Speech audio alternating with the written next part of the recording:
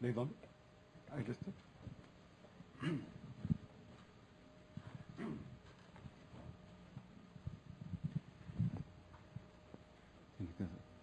¿Quedo así? No, voy a quedar acá. Perdón. Bueno, primero que nada, muchas gracias por la invitación a estar con ustedes.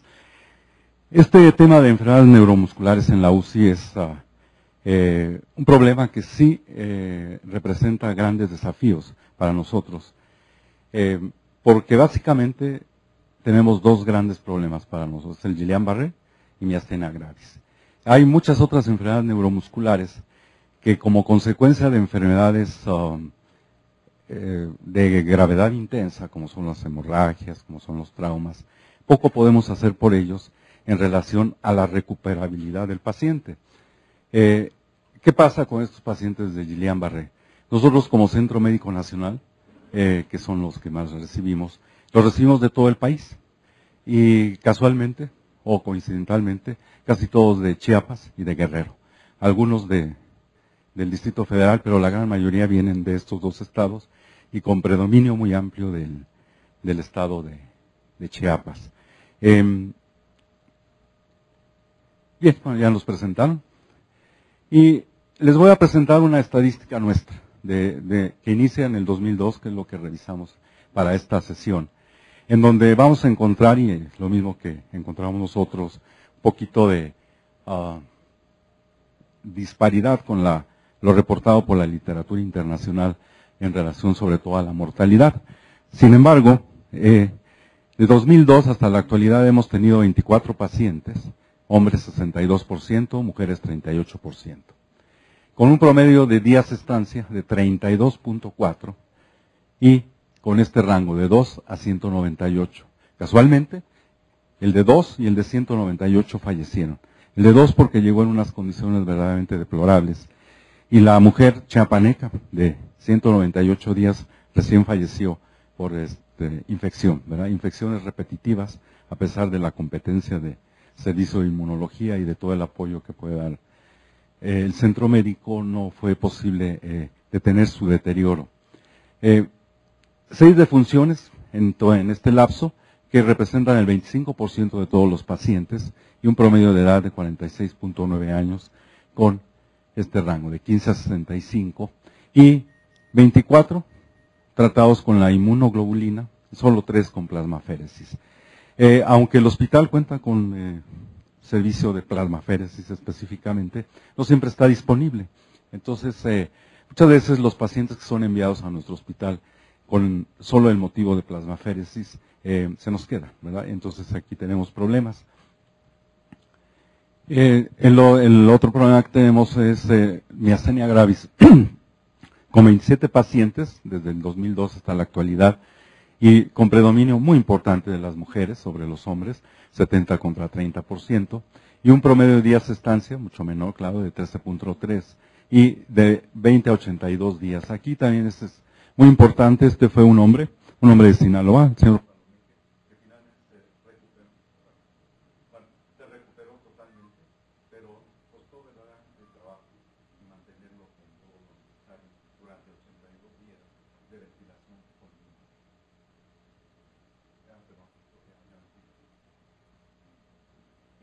El promedio de edad fue de 45.9 años, de 20 a 82. Aquí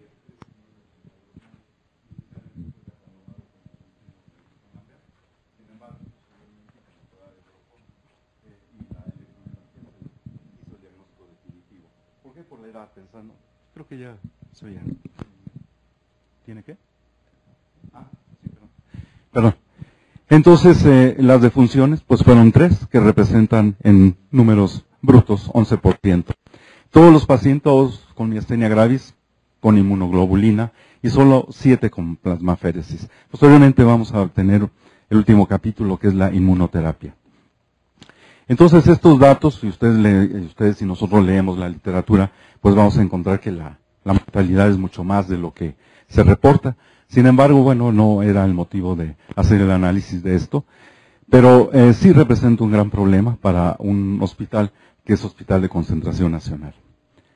Bien, las enfermedades neuromusculares ¿Por qué ingresan? Pues básicamente por insuficiencia respiratoria e insuficiencia de músculos respiratorios, por inestabilidad hemodinámica, por la disautonomía que se presenta y por exacerbación de las comorbilidades de estos pacientes. Y aquí tenemos una lista que recién publicaron, donde se engloban todas las posibilidades de enfermedades neuromusculares. Como decíamos al principio, son lesiones vasculares del tallo cerebral, cuyo pronóstico, ¿verdad?, generalmente es malo, y lo que podemos hacer por estos pacientes solamente es el mantenimiento. Las lesiones de la médula espinal, sobre todo secundarias a trauma, hematomas y a la mielitis transversa, de los nervios periféricos, donde está el Guillain-Barré. Las vasculitis crónicas frecuentemente llegamos a tener, sin embargo, estos pacientes no son motivo de gran problema porque el tratamiento generalmente son secundarios al lupus, las que tenemos en el hospital. De las demás, como ya no es un centro médico, ya es un centro médico nacional, poco vemos, ¿verdad? La unión neuromuscular, pues la miastenia gravis y el síndrome de Eaton-Lambert, que cada vez va a tomar más importancia. ¿Por qué? Porque cada vez tenemos gente con mayor edad, gente que desarrolla cáncer y gente que desarrolla este síndrome. De los pesticidas y el botulismo, pues ya no somos hospital general como en el pasado, que venían muchos intoxicados con los pesticidas. De las musculares propiamente dichas son polimiositis, dermatomiositis, distrofias musculares, rhabdomiolisis y las inducidas por alteraciones electrolíticas, de las cuales estas últimas también cada vez vemos menos en el centro médico, y las otras, pues como vemos, son secundarias a un padecimiento de base generalmente sistémica, y la miopatía inducida por esteroides.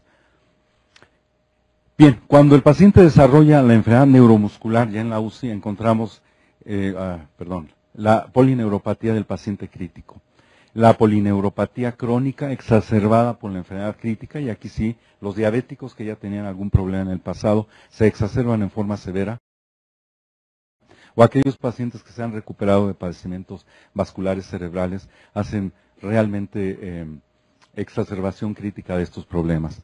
Y la reversión parcial de los bloqueadores neuromusculares. Esto es muy discutible, porque hay quienes dicen que con los nuevos bloqueadores esto no va a desencadenarse. Sin embargo, los que estamos trabajando con esto vemos que si un paciente recibe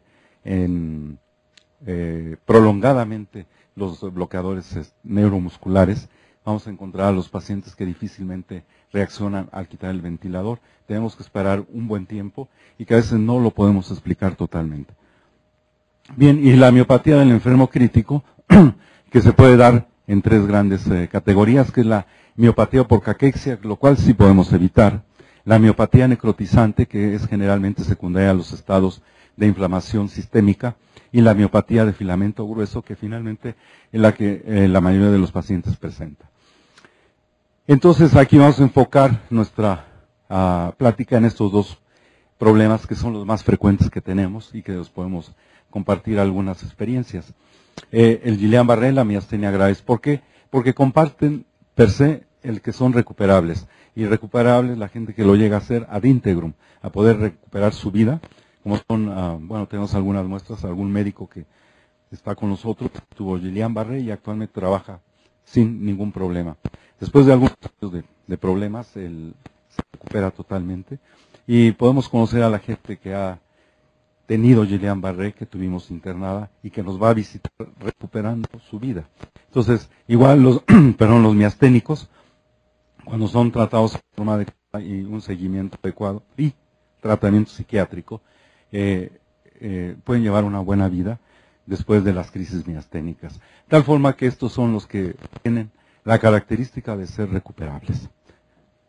Bien, ¿qué problema nos va a hacer la complicación severa, la disautonomía? Que es una alteración de gravedad variable que se supone con base inmunológica. Se han descubierto estos autoanticuerpos específicos, ¿verdad?, que se unen a los receptores nicotínicos de acetilcolina y que actualmente son englobados como los anticuerpos antigangliósidos.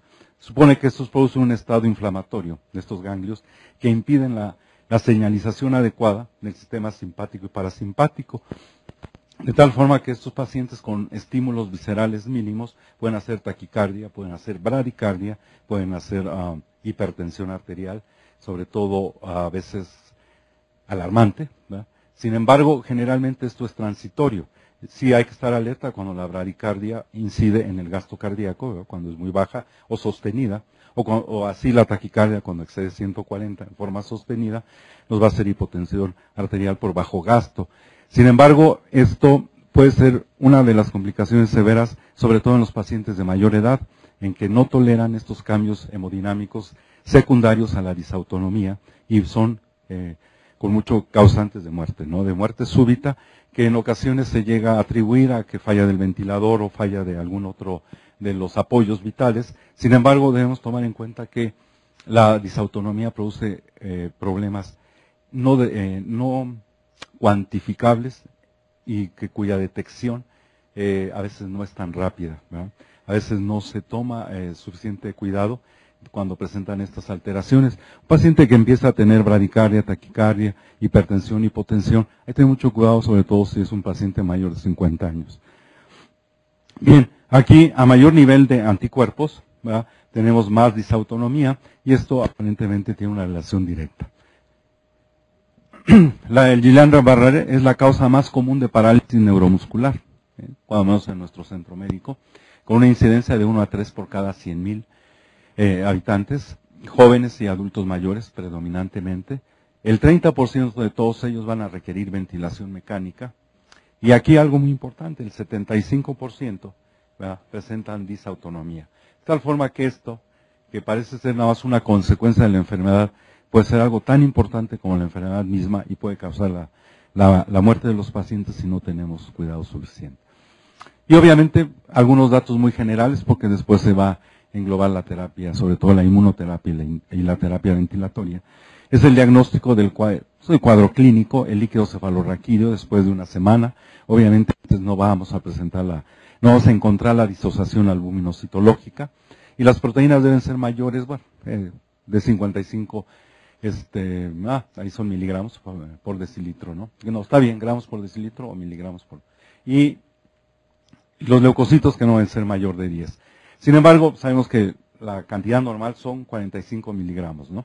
Y la electromiografía sugiere que que hay desmielinización o pérdida axonal.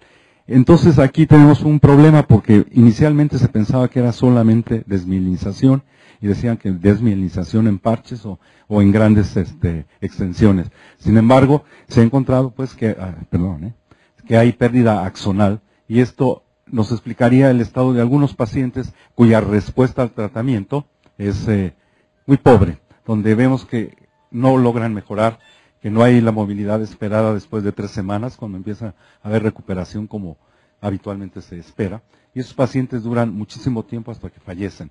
Entonces aquí lo que hay es pérdida axonal. Bien, sabemos que es una parálisis ascendente, puede presentar parestesias en guante y calcetín.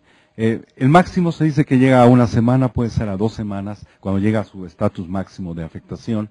Y 75% de los pacientes cursan con la afección de pares craneales, faciales y vulvares.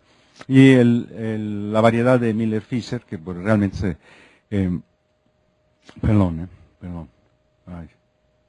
se caracteriza por areflexia, oftalmoplejía y ataxia. Y tiene menos afección de los miembros. El Guillain-Barré aquí es importante porque antes se decía que era viral, de etiología quién sabe de qué, ¿verdad? Sobre todo estos pacientes chiapanecos que siempre hemos tenido, por alguna razón, muchos pacientes de Chiapas, y en el total, desde 1980 para acá, la gran mayoría de los pacientes provienen de Chiapas. Entonces se pensó algunas cosas extrañas por ahí, pero nunca se comprobaron. Entonces ahora sabemos, ¿verdad?, que se han implicado, algún día. Bien, que se ha implicado el Campylobacter jejuni, el citomegalovirus, Epstein-Barr y el virus de la inmunodeficiencia humana.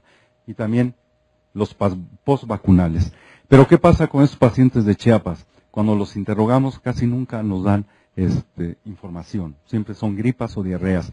Y generalmente las diarreas ahora podemos y debemos buscar el Campylobacter jejuni.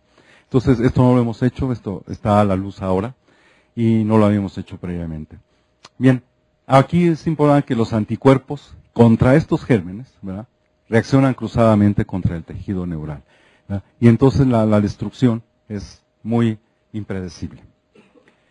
En cuanto a la miastenia, rápidamente hablamos que son la incidencia de 2 habitantes por cada 100.000, 2 pacientes por cada 100.000 habitantes, con un 15 a 20% hacen crisis miasténica, ¿verdad?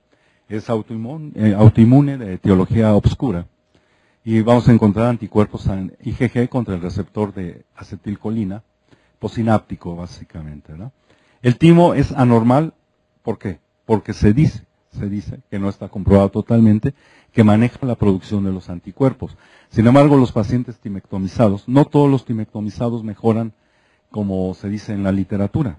Les quitan el timo, los pasan a la terapia intensiva, y teóricamente debían estar fuera con el protocolo que se tiene de esteroides. Sin embargo, hay pacientes que se complican severamente y no es así. Entonces, el timo tiene aparentemente uno de los efectos reguladores sobre la producción de anticuerpos. Y el 15% de todas las miastenias graves se confina solamente a los ojos.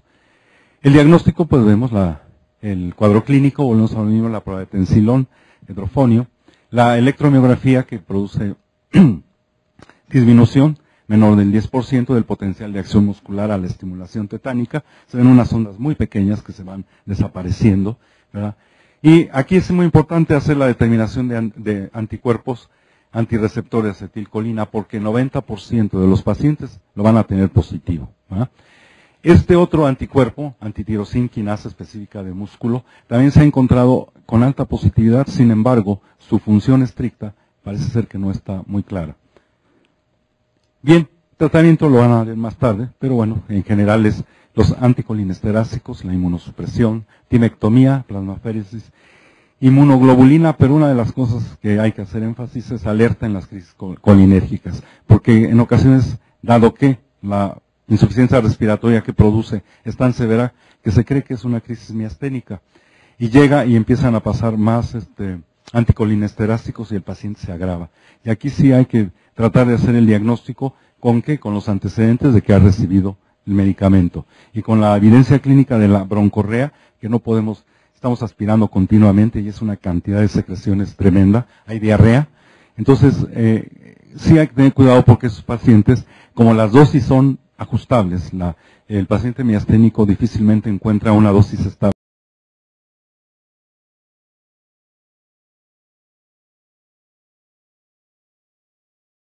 durante toda su vida. Entonces las suben cada 4 horas, pueden ser 60 y 30, 60 y 60, 90 y 30. Entonces se va ajustando a la necesidad a través de la vida de estas personas. Y en ocasiones ellos autorregulan esto hasta llegar a tener una crisis colinérgica que sí amerita estar en la terapia intensiva, pero que representa totalmente lo opuesto a una crisis miasténica. Pero el signo pivote es el mismo, insuficiencia respiratoria. Bien. Bien, aquí en la polineuropatía del enfermo crítico adquirida, ahí tenemos que 50-80% de los pacientes con más de 7 días de ventilación mecánica van a desarrollar esta polineuropatía. Prolonga el tiempo de ventilación, el destete se hace muy difícil y prolongado, son frecuentes las reintubaciones y empezamos a hablar de que si no se hizo bien, que si el protocolo estuvo mal, que si nos aceleramos, que si no hubo cuidados, pero en general no pensamos que el paciente puede tener una polineuropatía y presentan mayor número de readmisiones a la terapia intensiva.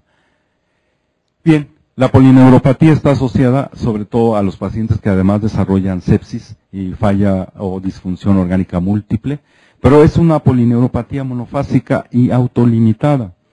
Puede presentar como cuadriparesia o cuadriplegia y con debilidad en los músculos respiratorios, por lo que en ocasiones se piensa que es exacerbación del padecimiento de base y en realidad lo que tenemos es una polineuropatía. Predominantemente es motora, pocos síntomas sensoriales, ¿verdad? Y es multietiológica, ¿verdad? Aquí se establece que puede haber una falla de la microcirculación, que la vasa nervorum tuvo problemas y que esta perfusión deficiente va a dañar los nervios periféricos, pero en forma transitoria y autolimitada. También se habla del efecto de las citoquinas inflamatorias, que que aumentan la permeabilidad y que permite la llegada de los tóxicos, haciendo más posible esta polineuropatía. Aquí estuvo de moda hace todavía unos años el estricto control glucémico que preconizaban los belgas, como la doctora Vandenberg, en donde se consideró pues que esto no era la mejor forma de controlar a los pacientes, sobre todo al paciente no quirúrgico, ¿verdad?, que es el paciente que nosotros tenemos. Obviamente el control glucémico debe ser adecuado, sin embargo no tan estricto como había dicho la señora Vandenberg, en niveles normales, lo cual está fuera de la realidad a un paciente que tiene una respuesta inflamatoria sistémica. Pero bueno, de todos modos el control glucémico todavía hay quienes piensan que la glucemia dentro de rangos normales va a prevenir parte de esta patología. Y finalmente, ¿cómo lo diagnosticamos? Primero hay que pensar en ello y después hacer una electromiografía donde vamos a encontrar potenciales de fibrilación, actividad espontánea normal y unas ondas acuminadas positivas que sugieren lesión por denervación. Y esto, ¿por qué es importante? Porque realmente cuando nosotros hacemos esto y vemos que existe, entonces, ¿qué debemos hacer? Evitar acelerar el destete ventilatorio, evitar maniobras agresivas para el paciente, porque sí tienen una lesión que se produjo dentro de la unidad de cuidados intensivos, por la enfermedad, por el tratamiento y las complicaciones. Entonces habrá que dar más tiempo, ajustar la nutrición, que es uno de los puntos importantes, y iniciar rehabilitación para esto, ¿verdad? En ocasiones, cuando hay gran duda si realmente tenemos un problema de polineuropatía u otra cosa, pues es necesaria la biopsia. Esto nosotros no lo hemos hecho, pero sí hay que tener en cuenta que esto sucede. Bien, a continuación el doctor Ramírez va a hablar de la ventilación y de algunos aspectos importantes en el mantenimiento de los pacientes, y finalmente el doctor Sánchez Vergara hablará de la inmunoterapia. No tratamos de agotar este tema porque es verdaderamente inmenso, sin embargo los puntos importantes que nos causan problemas, pues tratamos de tocarlos. Gracias.